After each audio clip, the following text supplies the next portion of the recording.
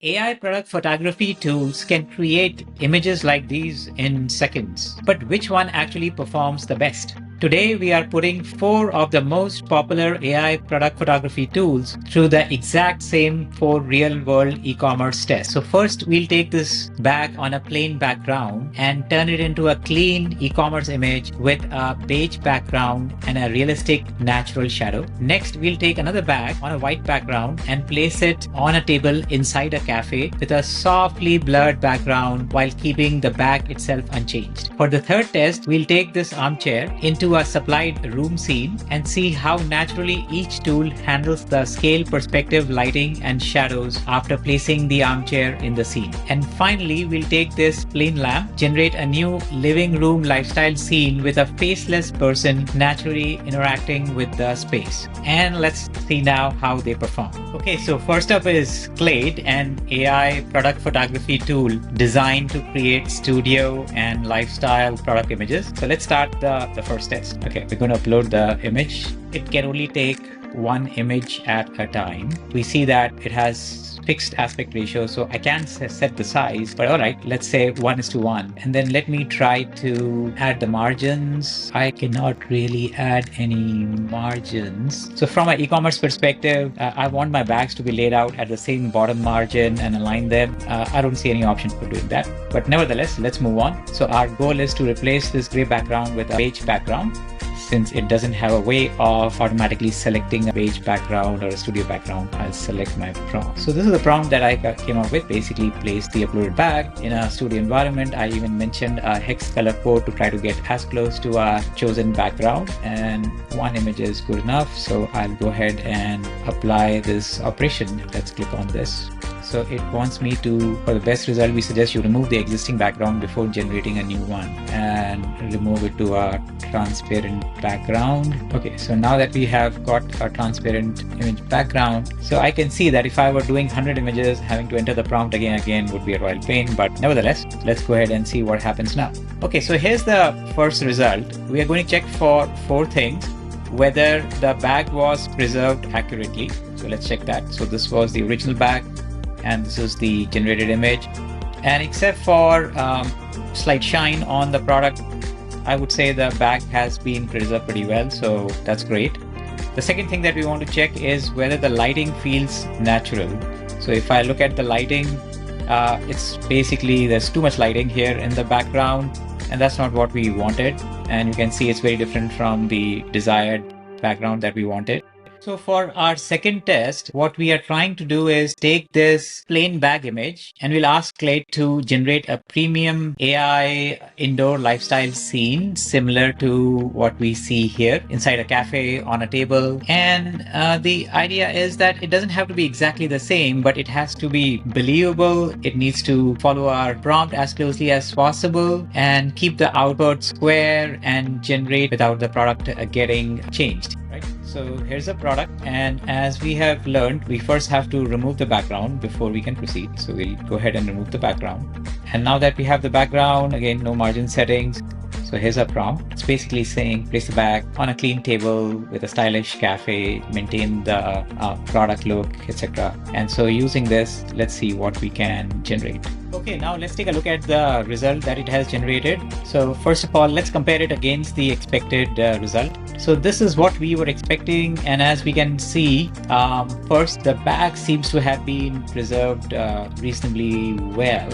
And then let's look at the composition itself for this lifestyle. So it tried to generate the table, all right. If you look at the background scene with a cafe, not as realistic as what we would have expected here with a cafe scene, but competitive. So for our third test, we are taking this chair. We want to place it into an existing room scene. The goal is to end up with placement where the chair has been placed in the room. So unlike the previous lifestyle test, Claid does not have to create a new environment or a background image from scratch. It needs to essentially blend the armchair photo naturally into the supplied background. So let's first upload the chair. We'll go ahead and drop the chair. And then for background, we are going to add a reference image. We'll select that. Okay, so now we've got our chair, we've got the reference image, and let's try to generate and see what happens. Okay, so we are done. Let's take a look at the result. So this is how we were hoping that it would turn out. If you look at the result, this chair is way too massive compared to how it should be. This image is unusable. So for our final test, we are making this a little bit more challenging. In addition to generating a premium lifestyle scene, we're asking Claid to include a faceless human model naturally interacting with the product. So the product that we have in mind is, all right, so this is the product. It's basically a table lamp, and the desired state is, so we have the product inside a house with a model present, but you can see the model face is turned the other way, so it's faceless. Let's see what we can do with Claid. So first we'll get the reference image in, and we know we have to remove the background. So we have a prompt that describes that we want to place the product. We need basically a model interacting with it. All right, so we've got everything in here, and let's take a look. So it generated a lifestyle image, all right, and let's compare against our desired state. So the lamp, first of all, the proportions are off. The lamp is too huge. The other thing is that we wanted a faceless model, but we have ended up with an actual model, which will create problem in e-commerce scenario because we don't have the model rights for this model. And so this image is not really also useful. So here are Claid.ai's final result across all 4 tests. Product preservation was strong and it produced okay lifestyle scene. It supports scene blending, although the furniture scale was noticeably off. Prompt adherence was inconsistent, and there's no great workflow automation. So that gives Claid a score of 25 out of 50. So next up is Canva, well known in the design circle, and we are going to again repeat the same 4 tests. So let's start with the first test. We are going to select a background generator option. We're going to select our back, and as we can see, there are no presets here. We'll enter the same prompt that we have used with the other tools, and we'll go ahead and generate. Okay, there we go. These are the results. And as we can see, we have an issue with all of them. Let's compare it against the original background that we had in mind. So this is what we were after. Just let's place it side by side. So the color that we had entered was basically the hex code for this color. As we can see, the background color looks completely different. Then as far as the shadow is concerned, it's not as refined as the shadow on the left. You can see these are just blending together. But all right, there is some shadow. There are a bunch of options generated, so these are not relevant to the prompt.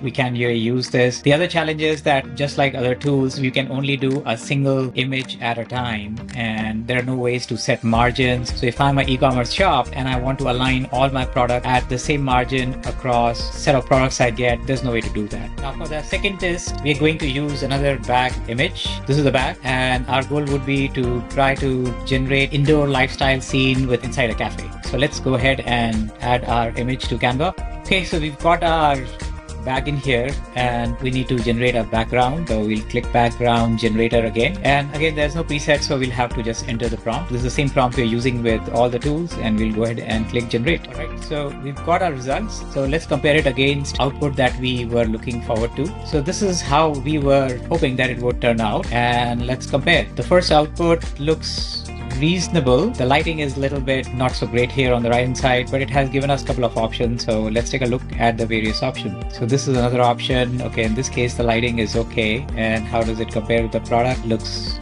fine. Let's look at this one. Okay, the lighting is off, and this looks just a little too weird. So I would say this is probably the most reasonable one that we have generated. But one of the problems that we have is it's basically not in the square aspect ratio. So after we are done, we have to go back in here and try to change the aspect ratio. So let's see if it can do that. 1:1. And the problem here is that we are going to have a hard time putting in the margins. So we could move the product, but we can't really add enough margin. So this is what we will end up with, versus what we wanted to end up with was enough breathing room. The typical e-commerce specs call for certain margins at top or bottom, so there's no way to control that. So while the output is good for e-commerce, we would need to get another tool to manage the auto alignment with margins.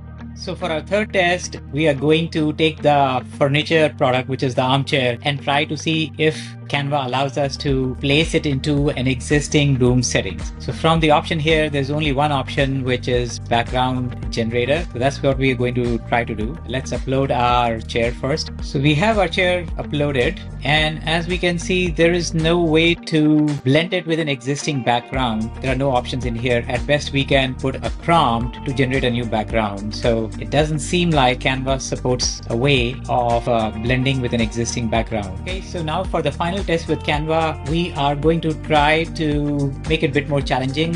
So in addition to generating premium lifestyle indoor scene with table lamp, we are also going to ask through a prompt to generate a faceless human model and place it naturally in the scene. Okay, so we're going to drag and drop our image. So that's the lamp that we want to work with. Background generate is the option, and we're going to add the same prompt. And let's go ahead and generate. There we go. We have our results. So let's basically see what is it that we were looking to generating. So this is what we were after. The table lamp is placed in a natural interior scene with a faceless model present. So did we achieve that? So we got the table lamp in an indoor scene. That's all right. But if you look at the proportion of the table lamp, it's basically completely off. All the options that it generated are off. And then secondly, there is no faceless model present in the generated background. So it did not meet what the prompt asked for. And of course, the image is not resized to 1:1. We know that we have to resize that manually. So we would say this also did not quite pan out. So Canva preserved the product well, but does not support scene blending for furniture placement as we saw, or for any e-commerce product. It struggled with backgrounds also, did not generate clean background. They were too noisy. And so prompt adherence was not great. And there's no workflow automation that gives Canva a score of 16 out of 50. Okay, so next tool is PhotoRoom, and we'll go through our first test, which is generating the beige background for packs. So let's select product staging, and we will drag our image. We got our image, and let's set this to square. We will just put a prompt. There's no preset that we can use to generate a studio background. We'll give the same prompt that we've been using with other tools, and let's go ahead and generate the image and see what happens. Let's look at this generated image and compare it against the image we desired on the right, and this is the generated image. So as we can see, it did generate a uniform gradient background, beige background, but it did not honor our color code. So the background color is different. The shadow looks well grounded, so that's great. So except for the background color, everything came out decent. And if we were running an e-commerce shop, we would like to apply uniform margins around the image. So we cannot do that when we are generating a background. That's a completely separate workflow. So the main beef I have is that the background did not come out the way we had wanted. The colors don't line up. Okay, now moving on to the second test, where we are going to take our bag image and try to generate an indoor lifestyle shot with a cafe settings. Okay, so this is a bag, and let's generate our background. We'll just go ahead and enter our prompt. This is the same prompt again we are using every tool, and let's go ahead and generate and see what happens. So we are done. Let's take a look at the generated outputs. First one, so we can see this looks more like a classroom setting rather than indoor cafe setting that we had asked it to do. Let's look at the second output. Same thing here. It looks like a classroom with a board. So this is not quite what we were hoping it would generate. Okay, so now it's time for our test 3. Let's see if PhotoRoom supports background blending. So I took a look at all the AI tools that they have, and the only tool that works with backgrounds is product staging and AI background. So if I click on it, I can definitely select that chair, but as I can see here, there is no way to marry it to an existing background with our scene. So it doesn't have that functionality. Similar to Canva, it just cannot do it. Okay, now it's time for our final test, where we are going to take a table lamp image and try to generate a very specific interior lifestyle shot with a faceless model. So based on the options, we'll have to go with AI backgrounds. We'll select our table lamp, and similar to other products, we would have to go and add a manual prompt. So this describes exactly what we want in the scene, including generating a faceless model. So let's go ahead and click generate and wait for it to finish. So the image has been generated. Let's take a quick look. So what do we notice? So yeah, it did generate a faceless model, so that's great, but we notice that the object proportions just doesn't make sense. The table lamp is too huge. And if you look at our desired image, so this is what we were after, where we have the table lamp sized up properly and then a lifestyle scene generated with a 1:1 aspect ratio. So none of that happened here. There's no way to change the aspect ratio when generating images. The model did get generated, so that's good. It's not completely faceless, but it's better than the other tool that we tried, Claid. But the biggest thing is the table lamp is way too large, so unusable. PhotoRoom preserved the products well and had strong workflow automation. It supports batching and API support is there as well. But the scene generation was the weakest of all the solutions that we have seen compared to Claid and even Crop.photo or Canva. It also does not support scene blending, and so prompt adherence was limited. That gives PhotoRoom a score of 22 out of 50. So now we have seen how the other three tools perform on our test images. They all do a decent job at creating one image at a time, and except for PhotoRoom, none of the other tool offers a batch workflow. Now, if you are an e-commerce brand, generating a single image is only part of the challenge. So in a real world, you need to process often hundreds or even thousands of product listings. So this is where Crop.photo takes a different approach. Instead of repeating the prompts and edits for every image, you create reusable recipes that capture your entire workflow, including all the individual editing and AI processing steps. So for our 4 benchmark tests that we perform, I have already created 4 recipes. So I'll walk you through each one of them. So the first one we're going to take a look at is the room placement recipe. So if I look at this recipe, this is exactly what we were trying to do. We were trying to take our input image, which was a chair, and apply that to a background. So this recipe, for example, already takes a background image, and using the input and output, it can generate and place the furniture into the right proportions inside the room. And we can see that we can repeat this for different input images. This is another chair going here. So this is the second chair here. And if you see, it has placed it with perfect proportion. So that's the power of creating a recipe. Let's look at the next one. Next, we look at the lifestyle generation recipe. So this is taking that table lamp that we were working with and then using a prompt, generating an output where the table lamp is placed inside the lifestyle scene in correct proportions, including a faceless model. So once this recipe is created, all you have to do is click on use recipe and you can apply it to different set of images. Here's like another image where we applied this input image, and we can see a faceless human has been added here. Okay, so let's move on to the next recipe. This is a recipe for generating beige backgrounds where we take a input image and apply the same uniform beige background and generate a shadow here. So you can see here that how we have applied uniformly to the exact same input image and generated the output image. And then finally for the lifestyle scene, so this was the input image that we were working with, and you can see we have generated a cafe scene here with the bag placed on the table. And there's another one where the black bag has been placed in a cafe setting. So now whenever I'm ready to go and process multiple images, all I have to do is find the recipe and click on use recipe. I can come in here and I can see my settings. So for example, if I wanted to process a bunch of bags, and I could just drag the bags into the recipe, and then I can see that the recipe has everything that I need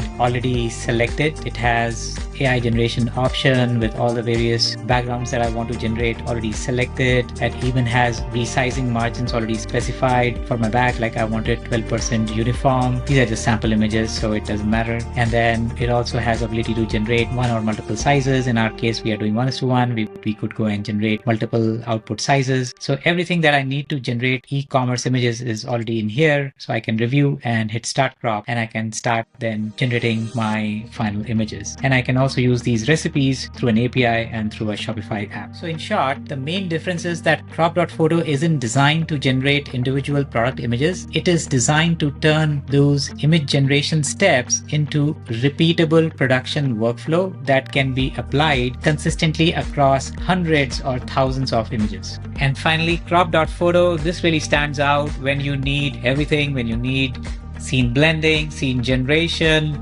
you want repeatable workflow automation, you want your product to be preserved, and that's why it gets a score of 50 out of 50. So these are our final results across all the 4 tools. Each one has its own strengths and weaknesses. Claid is decent at lifestyle scene. Canva is extremely flexible for general design work. PhotoRoom is strong for fast and quick processing, but Crop.photo stands out for when you need workflow automation, and all the bells and whistles for e-commerce, AI product photography, including scene blending, lifestyle scene generation, tight prompt control, creating reusable recipes which don't require us to prompt again and again. So in the end, the right choice of tool depends on whether you are creating few images or running product photography at e-commerce scale.